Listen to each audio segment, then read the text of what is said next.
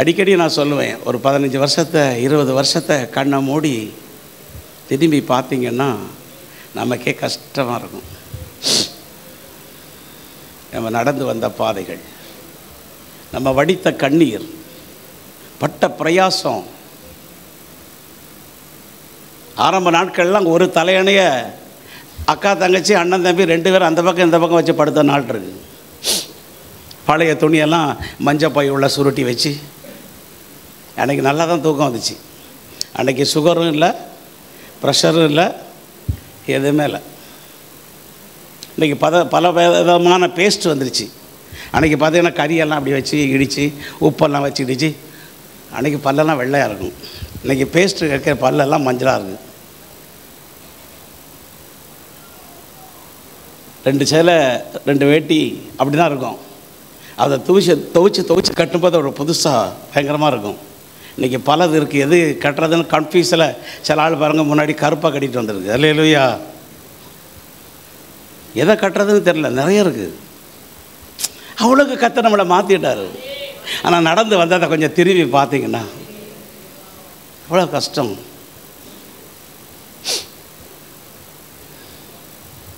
முன்னாடி வயிறு பசியில் பழத்தை வாங்கி தோலோடு சாப்பிட்ருவோம். நாங்கள்லாம் தோலுக்கு உள்ள மேலே கொஞ்சமாக இந்த இது மாதிரி இருக்கும், அப்படியே உரிச்சு வச்சுருந்துங்க. இன்றைக்கி பாதி பழமே உள்ளே போக மாட்டேனுது.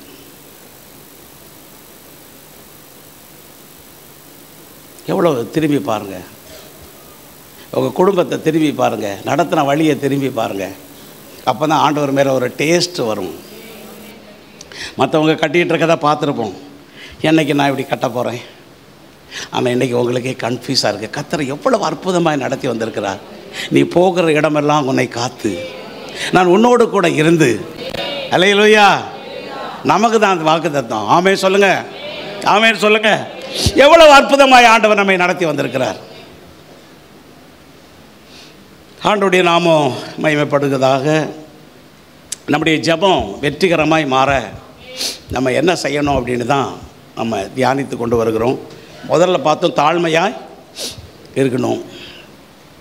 தாழ்மையாக இருக்கிறவருடைய ஜெபத்தை கர்த்தர் கேட்கிறார். ஆமென் சொல்லுங்கள். சிலர் பயங்கரமாக ஜெபம் பண்ணுவாங்க, ஜெபம் பண்ணி முடித்தோடனே டென்ஷன் ஆயிடுவாங்க. தாழ்மையே இருக்காது. அன்னாள் பாருங்க,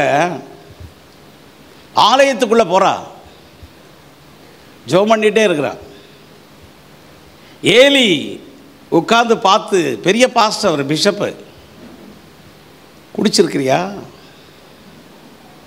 எவ்வளோ டென்ஷன் ஆகும். உட்காந்து ராத்திரியெல்லாம் ஜெபம் பண்ணிட்டு உட்காந்து அழுதுகிட்டு இருக்கேன். நான் வந்து உங்களை என்னம்மா ஏதாவது கோட்டரை போட்டிருக்கீங்களா அப்படி கேட்டால் எப்படி இருக்கும்? அந்த அம்மா டென்ஷனே ஆகலை. ஆண்டவனே, அவ சொல்ல, நான் மது எதுவும் குடிக்கல, நான் மனக்லேசம் உள்ள ஸ்திரீ, ரொம்ப துக்கத்தோடு வந்திருக்கேன்ப்பா, என் பாரத்தெல்லாம் ஆண்டவர்கிட்ட சொல்லதுக்கு வந்திருக்கேன். தாழ்மை. அன்னாளின் ஜெபத்தை கர்த்தர் கேட்டார் அப்படின்னு வேதம் சொல்லுது. ஆமென் சொல்லுங்க, ஆமென் சொல்லுங்க. நம்ம சர்ச்சுக்கு வர்றதோ, காணிக்க போடுறதோ, பயங்கரமாக ஆராதிக்கிறதோ நம்முடைய சுபாவம் எப்படி இருக்குது அதை கர்த்தர் பார்க்கிறார். சிலர் பயங்கரமாக ஜெபம் பண்ணுவாங்க, எல்லாமே நல்லா செய்வாங்க, ஆனால் தாழ்மையே இருக்காது. ஏதோ ஒரு குறை.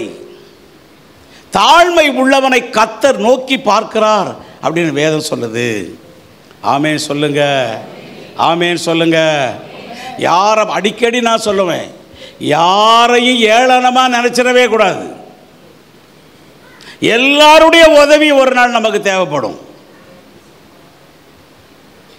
அவன் போவான் பிச்சைக்காரன், அவன் ஒன்றும் இல்லாதவன், வீடு இல்லாதவன், அவங்க வீடோ அவங்க புருஷன் இல்லை, இவங்களுக்கு மனைவி. ஒரு நாள் பூமியில் நினச்சிடக்கூடாது. நம்ம எல்லா ஆண்டோடைய பிள்ளைகள், உயர்வும் தாழ்வும் கர்த்தருடைய கரத்தில் இருக்கிறது. ஆமென் சொல்லுங்க, ஆமென் சொல்லுங்க. சில நேரம் எல்லாருக்கும் எவ்வளோ பணக்காரன் இருந்தாலும் உதவி தேவைப்படும். யாரையும் தரக்குறைவாக நினைக்கக்கூடாது. எல்லாரையும் உயர்த்துகிற தேவன். அவர் பரலோகத்திலிருந்து அவருடைய கண்கள் பூமி எங்கு உலாவிக் கொண்டிருக்கிறது. வேதம் சொல்லுகிறது, சிறியவனை பொழுதிலிருந்து எடுத்து உயர்த்தி பிரபுக்களோடு ராஜாக்களோடு உட்கார பண்ணுகிற தேவன். யாரையும் தப்பா நினைக்கக்கூடாது. உனக்கு பிடிக்கலையா விலைக்கு போயிரு. நீங்கள் ரொம்ப நல்ல ஆளு மாதிரி அடுத்தவங்கள திருட மாதிரி பட்டம் கட்டக்கூடாது. நீங்கள் ரொம்ப பர்ஃபெக்ட் மாதிரி அடுத்தவங்க ஊர் சுற்றுற மாதிரி. நமக்கு தேவையில்லாத வேலை. முடிஞ்சால் அவங்களுக்காக ஜெபம் பண்ணுங்க, எல்லாம் கம்முன்னு போங்க. யாரையும் குறை சொல்லக்கூடாது. நம்ம சபையில் அப்படி ஆள் தேடி பிடிச்சா கூட இருக்கக்கூடாது. ஆமென் சொல்லுங்கள்.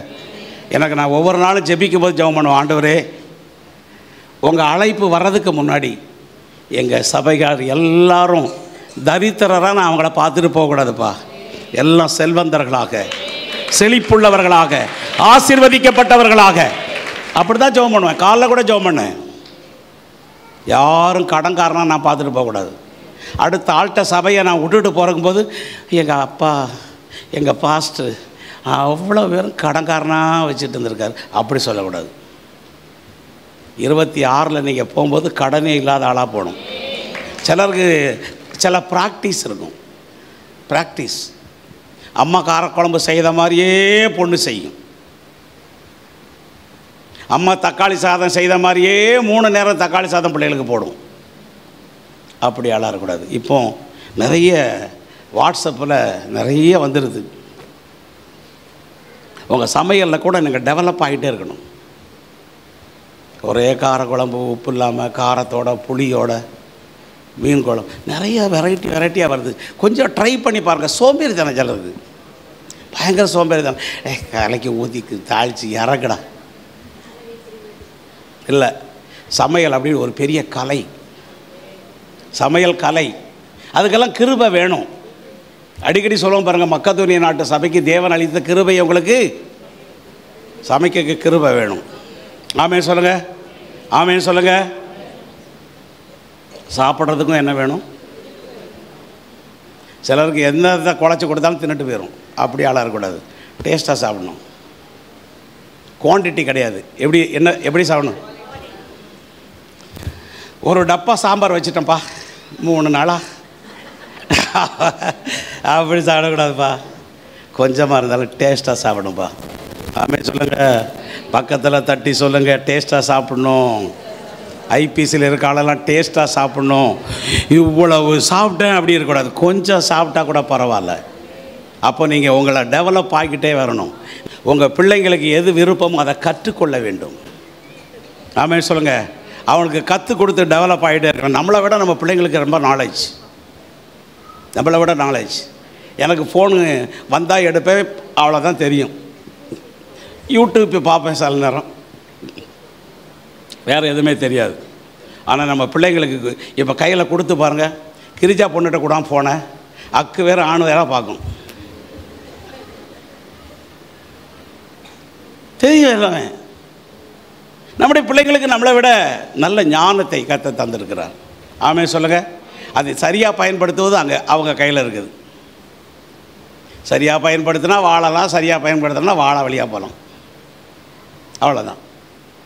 இப்போது நம்முடைய ஜெபம் வெற்றிகரமாக இருக்க வேண்டும். அல்லேலூயா. அதுக்கு தாழ்மை உள்ள ஜெபம் சொன்னேன். முழு இருதயத்தோடு ஜெபிக்கணும் அப்படின்னு சொன்னேன். போன வாரம் விசுவாசமுள்ள ஜெபமாக இருக்கணும் அப்படின்னு சொன்னேன். யோவான் சுவிசேஷம் 1வது அதிகாரம் 12வது வசனம் சொல்லுகிறது, அவருடைய நாமத்தின் மேல் விசுவாசம் உள்ளவர்களாய் அவரை ஏற்றுக்கொண்டவர்கள் எத்தனை பேர்களோ அத்தனை பேர்களும் தேவனுடைய பிள்ளைகள் ஆகும்படி அவர்களுக்கு அதிகாரம் கொடுத்தார். ஆமா, அவருடைய நாமத்தின் மேல் விசுவாசம் உள்ளவர்களாய் அவரை ஏற்றுக்கொண்டவர்கள் எத்தனை பேர்களோ அத்தனை பேர்களும் தேவனுடைய பிள்ளைகள் ஆகும்படி அவர்களுக்கு அதிகாரம் கொடுத்தார். அல்லேலூயா. அப்போ ஆண்டவரை ஏற்றுக்கொள்வதற்கு ஏற்ற ஒரு விசுவாசம் நமக்கு தேவை.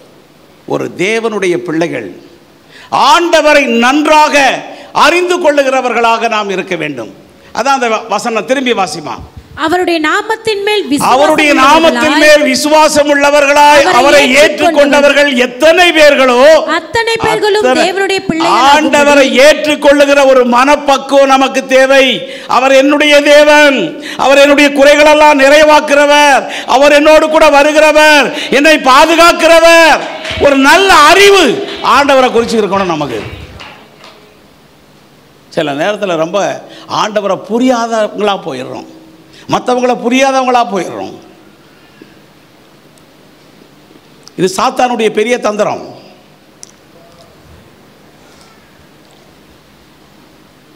இப்போ நம்முடைய ஜெபம் விசுவாசம் உள்ளதாக இருக்கணும். அதுதான் எபிரேயர் 11:6 வாஸ்தவம். எபிரேயர் 11:6. விசுவாசம் இல்லாமல் தேவனுக்கு பிரியமாயிருப்பது கூடாத காரியம். ஆண்டவருக்கு பிரியமா நம்ம வாழ்க்கை விசுவாசத்தில் ஆரம்பிக்கணும்.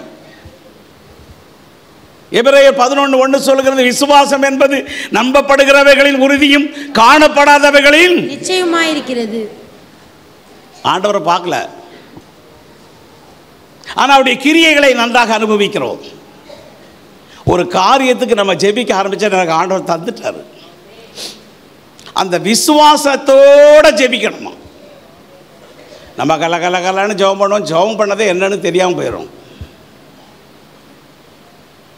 அதுதான் எபிரேயர் 10:38 சொல்லுகிறது. விசுவாசத்தினாலே நீதிமான் பிழைப்பான். இந்த விசுவாசத்தில் என்ன இருக்கா? இந்த விசுவாசத்தில் என்ன இருக்கா? பிழைப்பு இருக்கு. ஒரு காலத்தில் எப்படியோ வாழ்ந்தோம், எப்படியோ போனோம், எங்கேயோ நடந்தோம். ஆனால் பாருங்கள், இன்றைக்கி நமக்குன்னு ஒரு டீசன்ஸ் இருக்குது. சர்ச்சுக்கு போகணும், நல்லா ட்ரெஸ் கட்டணும், பைபிள் எடுத்துகிட்டு போகணும், ஜெபம் பண்ணணும், திங்கக்கிழமை ஜெபம் பண்ணணும், செவ்வாய் ஒரு ப்ராக்டிஸ் வந்துச்சு. இதில் என்ன இருக்கா? பிழைப்பு. நீங்கள் விசுவாசத்தோடு ஜெபிக்க ஆரம்பித்து விட்டால் கர்த்தர் உங்களை நடத்த ஆரம்பித்து விடுவார். அப்படின்னா வேலைக்கே போக வேண்டாமா அப்படின்னு கேட்கக்கூடாது. வேதம் சொல்லுது, வேலைக்கு போகாதவன் கம்முன்னு வாயை மூடிட்டு படுத்துக்கணும். தண்ணியை குடிச்சிட்டு வேலைக்கு போகாது இருக்கிறவன் சாப்பிடாமல் இருக்க கடவன். யாக்கோபில் எழுதியிருக்கு. உழைப்பே உயர்வுக்கு அப்படின்னு உலகத்தாய் எழுதுனா. ஆண்டவரும் உழைக்கிற மக்களை தான் ஆண்டவர் அழைத்தார்.